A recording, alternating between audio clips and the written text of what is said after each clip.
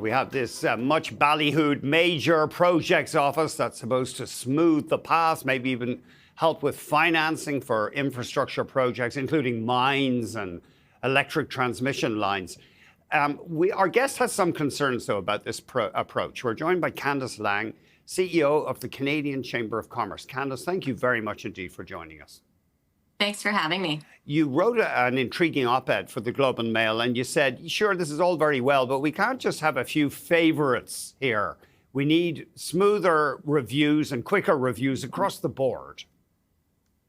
Absolutely. And I think just to first reflect on the backdrop behind what we have as a government's ambitious plan, which is very fitting. But that plan expects high returns on both federal investment and is expecting to catalyze private investment. So with respect to major projects, it still leaves massive holes that we have to be thinking about and addressing with bold action and urgency. But first, Andrew, let me be clear that the Canadian Chamber of Commerce and the business community, as you indicated, are in support of the Major Projects Office. Mm-hmm. But the second point here, which is very important, in no way can we lose sight of the fact why we have the Major Projects Office. We have it because we have a problem with the maze and mess of our regulatory and red tape environment that we need to be prioritizing and addressing in parallel so that we can have an overall business environment that attracts and retains capital, especially given the current context that we have with this urgent need to shore up our economic security. And in a way, it is a bit Kafkaesque. We're going to set up a bureaucracy to deal with bureaucracy. Well, and it doesn't send the right signal to investors as much as the signal of, we're also in parallel going to be fixing that environment and overall business environment that can attract and retain capital. It's a tricky one, isn't it? Because we've had this huge infrastructure of approvals and I guess law firms and consulting firms that make a pretty good living out of producing expensive reports pro and con these projects. So there's vested interest in keeping the delays going. Yes, but there's also a significant economic imperative to be able to support more than 11 projects. And there are projects that we're worried about, smaller, more regional projects, but all the projects that are left, on the sidelines. And overall, our read, just in terms of how urgent and important this is that the Major Projects Office doesn't equate to overall business confidence.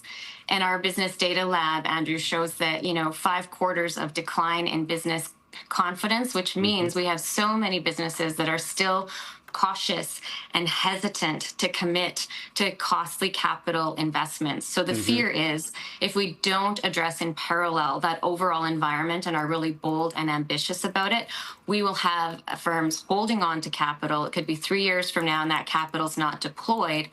Or worse than that, the hole in our boat gets worse and that capital is flowing to other markets and not right here at home. And we can actually track that outflow quarter by quarter. And that's the concern, is that we're not sending the strong and bold enough signals to have that capital deployed here at home. I guess you could understand it if you're a big Asian or European country. You might look at Canada and think, ooh, they're vulnerable to Trump's tariffs. Yes, that's why there's a lot at stake, and we want to be able to, send strong signals. And I think how we do that is, and the U.S., I'm glad you brought that up, because in the context of the United States taking on major reforms in taxation and the regulatory system, we need to actually look at that very carefully with that lens on our own systems to make sure we're competitive and that we do that, force field analysis. So the headwinds of the regulatory and red tape burdens aren't in the way. And then on the other side of the equation, we also have the right incentives when it comes to taxation. And it's so important to do that analysis at this point in time because our plan that the government is putting forward is banking on, and our future, we're betting on an investment surge. And Yeah, obviously that's the other side of the coin. The government says, the finance minister, Mr. Champagne, says, well, this is going to release hundreds of millions of private sector spending. One thing, sorry, can we just loop back to taxation for a second? Business leaders, and I think, I'm not sure if it includes you guys, but I know a lot of business leaders have said, look, one way we should maybe be thinking about tax is increasing sales tax, a consumption tax, and cutting back on income taxes as an incentive. What is your position on that?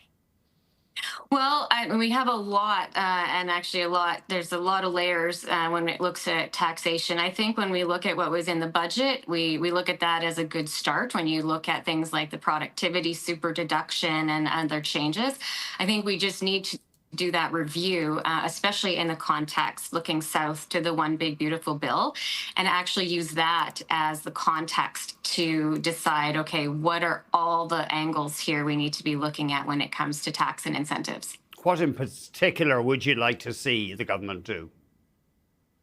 Well, I think in terms of the specifics, that's what we're tackling right now is a look at that specifically and coming up with the recommendations. But like I said, the budget had some good things that are a positive start. But our position is we need to actually dig into that. And thank you, but let's go further here in the context of that review with what's happening south of the border. Candace, thank you very much indeed. Thanks for having me. Candace Laing, CEO of the Canadian Chamber of Commerce.